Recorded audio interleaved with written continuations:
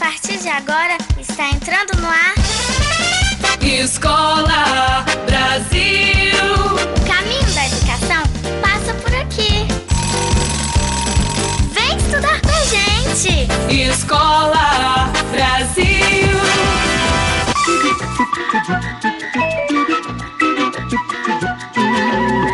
Marmelada de banana, bananada de goiaba, goiabada de marmelo. Sítio do Pica-Pau Amarelo. Não tá começando o Sítio do Pica-Pau Amarelo, não. É o Escola Brasil mesmo, gente. Mas nós começamos o programa com essa musiquinha aí porque o Escola Brasil de hoje tem uma lição da época de Monteiro Lobato. Sim, porque os personagens criados por Lobato, autor do Sítio do Pica-Pau Amarelo, vira e mexe falavam de língua portuguesa e do preconceito que já existia contra quem fala diferente. Ouve só o pedacinho de uma conversa entre personagens do sítio que nós tiramos do livro Emília no País da Gramática, escrito, vejam só, em 1934. A dona Etimologia diz: uma língua não para nunca, ela tá sempre mudando. Mas tem alguns gramáticos que querem fazer a língua parar num certo ponto e acham que é errado dizermos as coisas de modo diferente do que diziam os clássicos. Aí a menina Narizinho pergunta: que vem a ser clássicos? Os entendidos chamam de clássicos os escritores antigos. Quem não escreve como eles está errado. Mas isso é corteza de vista. Esses homens foram bons escritores no tempo deles. Se aparecessem agora, seriam os primeiros a mudar.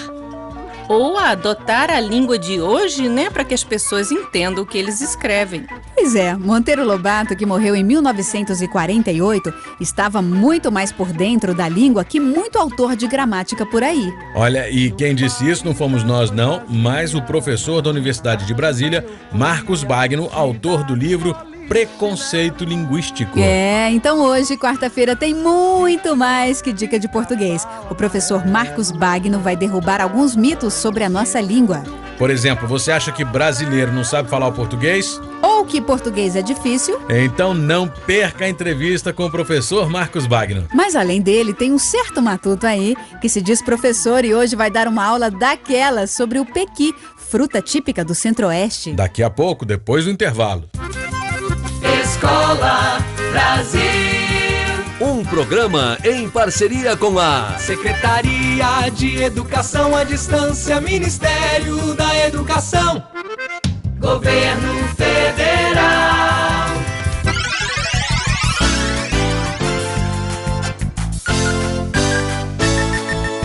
Ô, compadre, no semiárido brasileiro é um pouco mais difícil de se viver do que no resto do Brasil. Isso é problema, né? Lá tem quase 11 milhões de crianças de 0 a 17 anos lutando muito. 350 mil estão fora da escola. Isso é problema. A situação é mais séria, compadre. Lá falta água nas casas, falta emprego pro povo. É? A mortalidade infantil é muito mais alta. Isso é problema.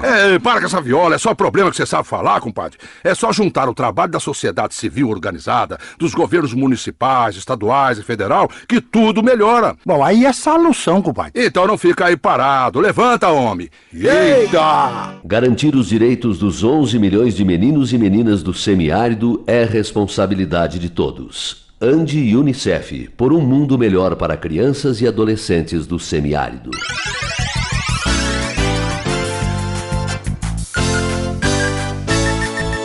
Que me importa o seu preconceito, que me importa, que me importa, que me importa o seu preconceito, que me importa. Brincando com a música do Renato Teixeira aqui, vamos dar continuidade. Quem se importa se o paulista do interior fala porta? E se o pessoal da roça fala mulher? Se o mineiro diz uai, o gaúcho tchê, o caipira fala nós vai. Na verdade, muita gente se importa porque o preconceito contra o jeito como alguém fala está em todo lugar. Para falar sobre isso, a repórter Radija de Oliveira está com o professor da Universidade de Brasília, Marcos Bagno, que é especialista nesse assunto. Olá, tudo bem, professor? Tudo muito bem, tudo tranquilo.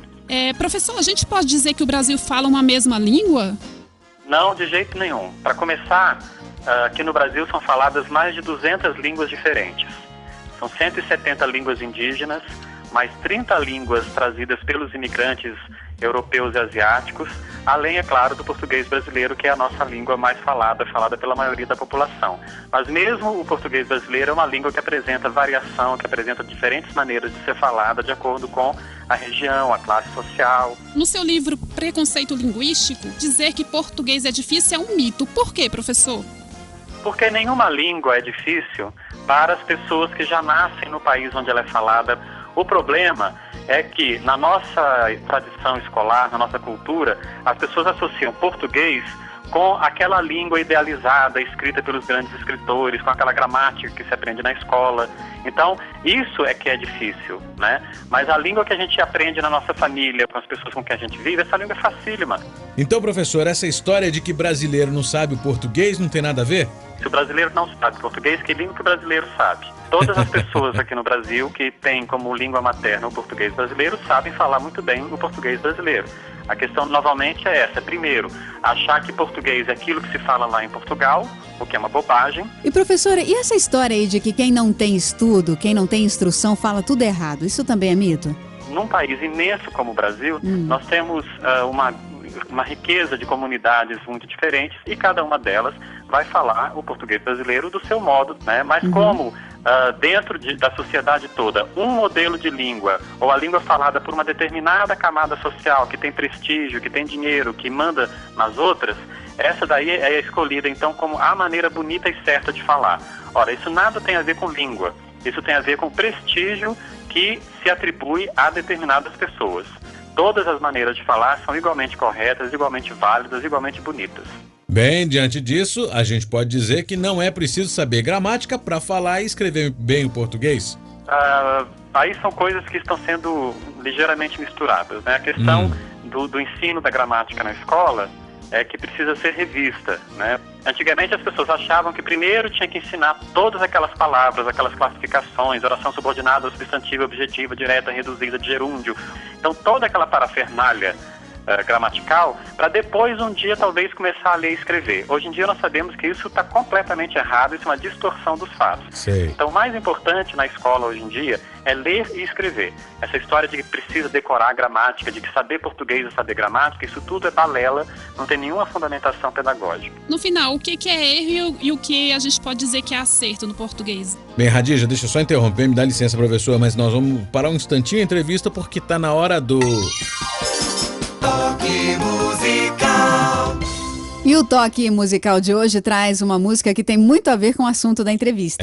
Você vai ouvir a canção Moio de Repolho, que está recheada de palavras que as pessoas usam no dia a dia, principalmente no interior. É a música caipira da boa, gente. E depois do toque, fica aí, ouvinte, porque o professor Marcos Bagno vai responder a pergunta. Afinal, vale tudo no português? O que é erro e o que é acerto? Agora com você, Moio de Repolho com a dupla Moacir e Sandra.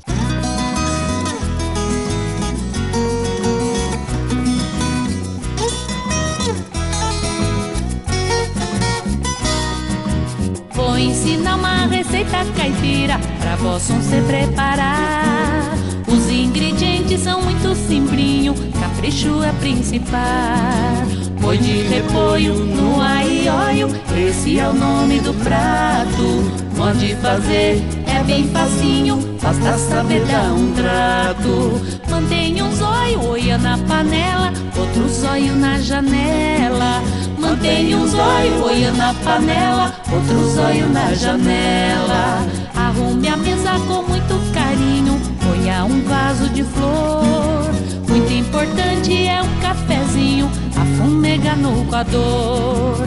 Calcule o tempo pra não errar, seu tempo e o tempo do moço. Pegue a colher e o aventar, vamos fazer esse almoço. Mantenha um zóio, olha na panela, outro zóio na janela. Mantenha um zóio, olha na panela, outro zóio na janela.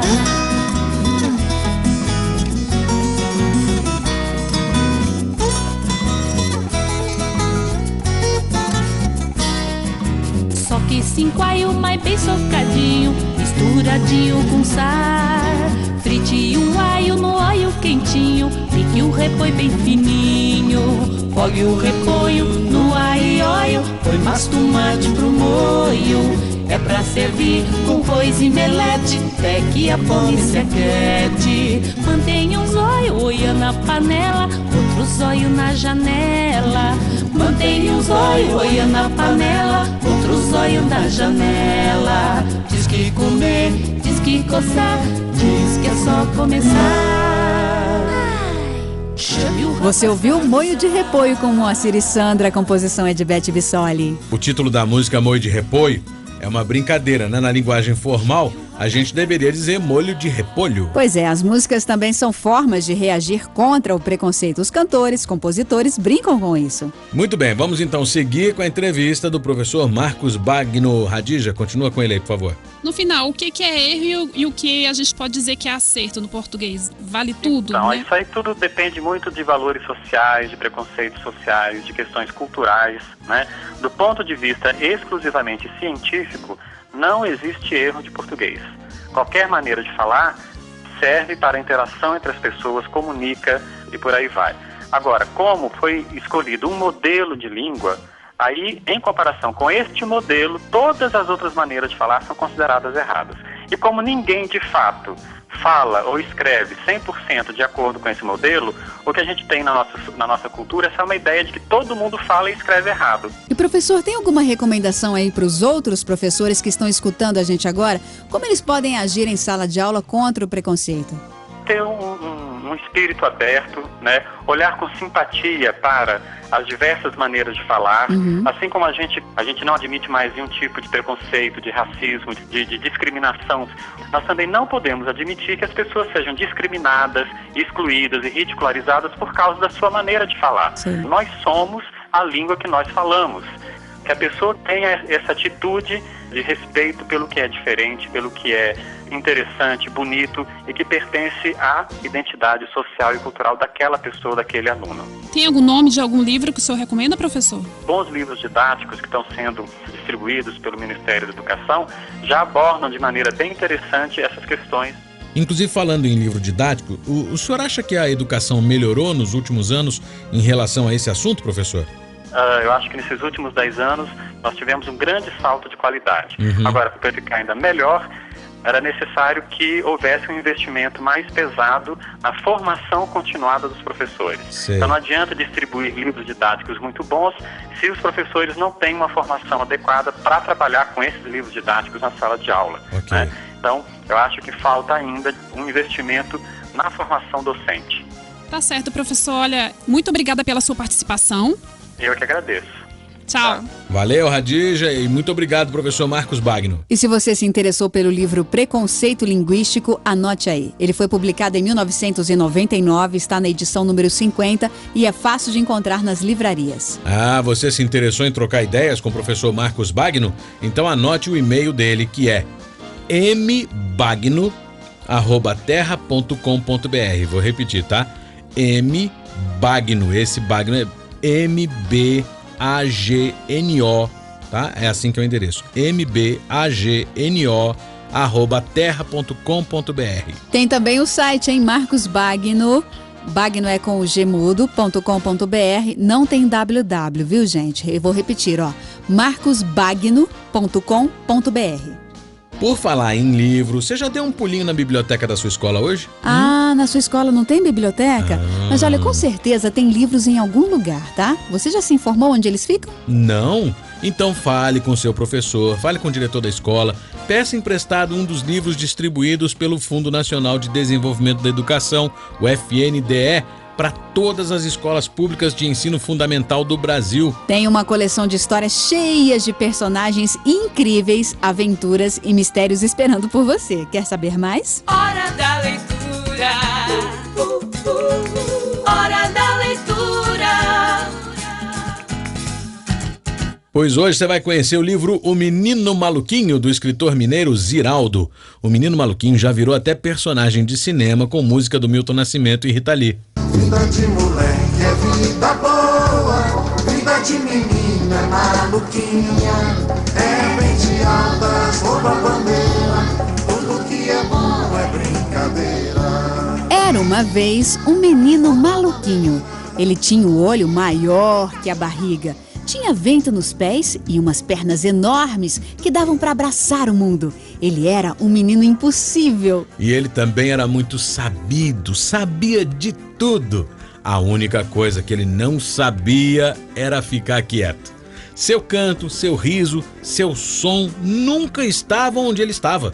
Se quebrava um vaso aqui, logo o menino maluquinho tava lá! O menino maluquinho era goleiro do time e pegava todas. Mas tem uma coisa que ele não pode pegar.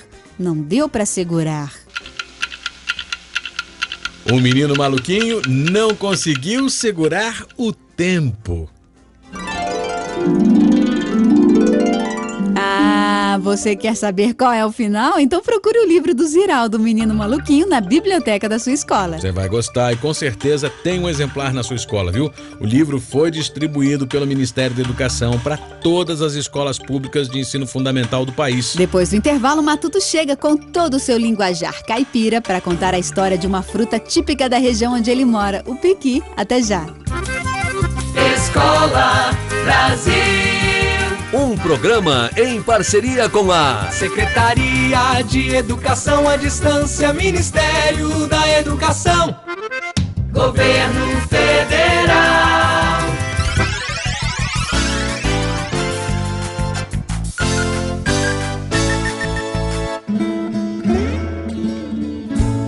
A certidão de nascimento é o primeiro documento de uma pessoa. A gente precisa estar com ela sempre por perto, no bolso.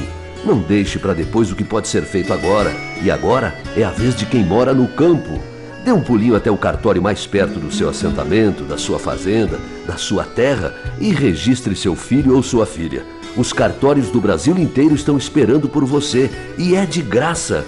Nossa gente precisa ter nome e sobrenome. E você é gente da gente.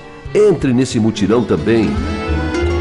Ande Unicef. Certidão de nascimento, o documento da vida.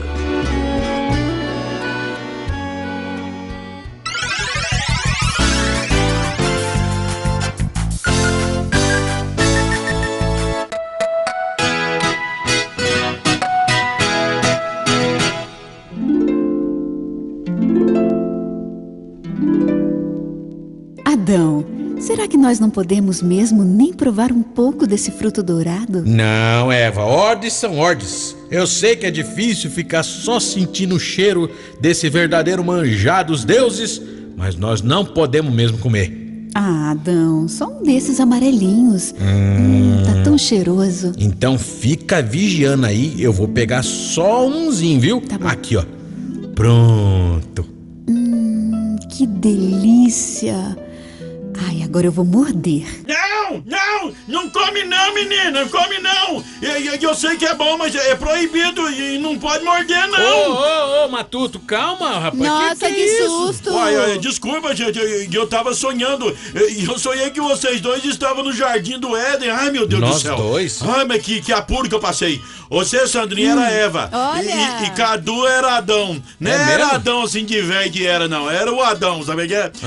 E o paraíso era bem ali, ó. E ali pertinho de Anápolis, ali no Goiás mesmo. Escuta, eu tava vendo que você tava dormindo mesmo agitado. Por que você acordou gritando? Não come não, menino. Eu sei que é bom, mas é proibido. Gente, e não pode morder não. Morder o quê? Tô explicando, Cadu. É que vocês estavam bem perto de comer o fruto proibido do Jardim do Éden goiano. É mesmo? E pior, a Sandrinha tava quase mordendo o piqui. Sério? Também. Não Só tô podia acreditando ser pequeno nisso. em vez de maçã, né? Ia ser um peteco, viu? A gente conseguia encontrar alguém no paraíso pra tirar os espinhos da boca dela, uai. Olha, só você pra ter um sonho desses, viu, Matuto? O fruto proibido pro Adão e a Elva era uma maçã, não era um piqui. Mas é bem que podia ser, né, gente? Né? Ó, só de sentir assim um cheiro assim, já dá água na boca, viu?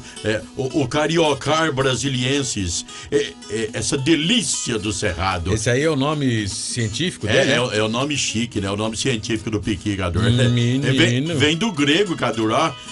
Carion, que quer dizer nós, né?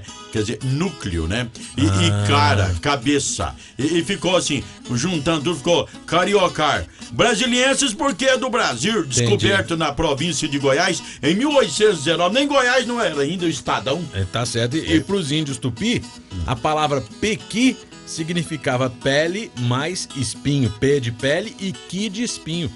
E é gostoso, mas perigoso, viu? Você tem que roer assim o bichinho com tudo cuidado, Dá um viu? trabalho, menino. Morder nem pensar. Quem já fez isso não esquece nunca mais, viu? Dói muito, hein? E os espinhos grudam na língua e é um bererê, meu cador. Ah, mas quem come com cuidado aproveita a vitamina A, né, que tem no pequi. É uma vitamina importante para a formação dos ossos, para visão, para pele, para a pessoa ter cabelos saudáveis. Ah, isso é verdade. Por isso que as minhas, assim, madeixas são assim, né, cador? Sedosas. E a minha pele é um pêssego. Olha, vai ver que é por isso que eu não tenho cabelo, rapaz, que eu nunca comi piqui. Mas tava demorando, não tava, Sandra? Você viu só? Madeixas, a pele de pêssego. Mas ele se acha, né? Deixa ele se achando. Mas sabe que, apesar de você gostar tanto aí, o piqui não tem meio termo não, né? Quem gosta, ama. É verdade. Mas quem não gosta, odeia. Não consegue nem sentir o cheiro. É uma questão de gosto, né, Cador? É verdade. Minha mãe sempre falava isso pra mim. O gosto não se discute, né? O que seria do amarelo, né? Se todo mundo gostasse do branco. E eu mesmo chamo o cheiro do piqui de fragrância. Aquele cheiro gostoso, né? Agora tem gente que acha que é fedor mesmo. Bom, cheiroso ou não, o tempo do pequi é de novembro a fevereiro. Isso! Ah, nessa época, chega a dar gosto de ver e sentir assim o perfume lá pras bandas da Fazenda Matinha, viu? É cada piquizeiro de 10 metros de altura que é uma beleza. Tudo carregadinho, viu? É mesmo, hein? Uma belezura, viu? Aí pra quem gosta, é hora de esbardar. É piqui cozido no arroz, no frango, com macarrão, com peixe. Eles estão fazendo até picolé agora de piqui, viu? E tem mais. Beleza. Pra quem tem medo de espinho, agora tem o piqui sem caroço. E eu já passei na Embrapa, Gador, a empresa brasileira de pesquisas agropecuárias. Eu fui lá pegar umas mudas lá pro pessoal plantar lá na Fazenda Matinha lá. Vai ser novidade lá, viu, Gador? É isso aí. Vai ser um sucesso. O pessoal legal, poder comer hein? sem ter cuidado de ficar tendo que roer aquele caroço, né? E depois você chama a gente, então, pra provar essas receitas, Matuto, lá. Pode deixar, Gadê, que vocês vão gostar do paraíso goiano da Fazenda Matinha. Vocês vão adorar. Viu? Eu tô imaginando como é que foi esse seu sonho. Eu vou poder morder dessa vez? Não, morder não pode não, seu Deus.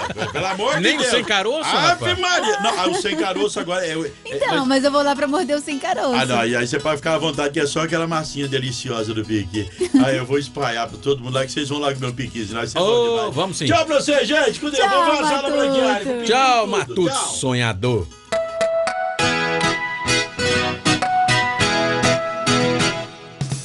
Escreveu e enviou, sua carta já chegou.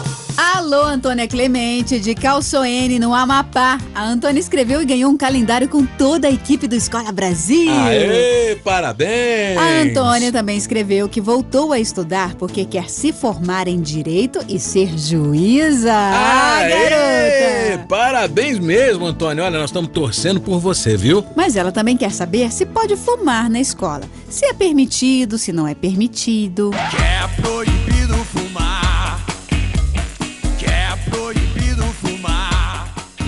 Pois é, olha só, Antônia, presta atenção. Existe a Lei Federal 2018 de 1996 que proíbe o uso de qualquer tipo de cigarro, charutos ou cachimbos em áreas coletivas, privadas ou públicas. Essa lei serve aí para hospitais, postos de saúde, bibliotecas, teatro, cinema, repartições públicas, as salas de aula. A lei permite fumar nesses lugares somente em áreas isoladas e arejadas. Caso do pátio da escola, por exemplo, mas... isso se o regulamento da escola permitir. Mas é sempre bom lembrar que fumar pode causar doenças do coração, derrame cerebral, câncer de pulmão, bronquite crônica, sem falar que durante a gravidez pode prejudicar o bebê. Então é mais um motivo para não fumar na escola. Afinal, professores, diretores, funcionários da escola são educadores e o exemplo que você dá é fundamental na formação das nossas crianças e jovens. Tá respondido, Antônia? Então, beijo pra você e pra toda a sua família, viu? Boa sorte também nos seus estudos e obrigada por ouvirem a gente, viu? Depois do intervalo, nós continuamos lendo cartas. Até já! Escola Brasil. Um programa em parceria com a Secretaria de Educação à Distância, Ministério da Educação, Governo Federal.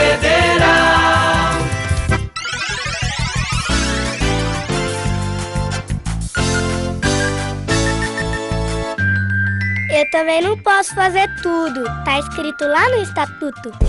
Crianças e adolescentes não podem frequentar lugares onde existe jogo e onde são realizadas apostas. É proibido também vender a crianças e adolescentes armas, munições, explosivos, bebidas alcoólicas, cigarro e revistas que tenham conteúdo pornográfico. Escola Brasil.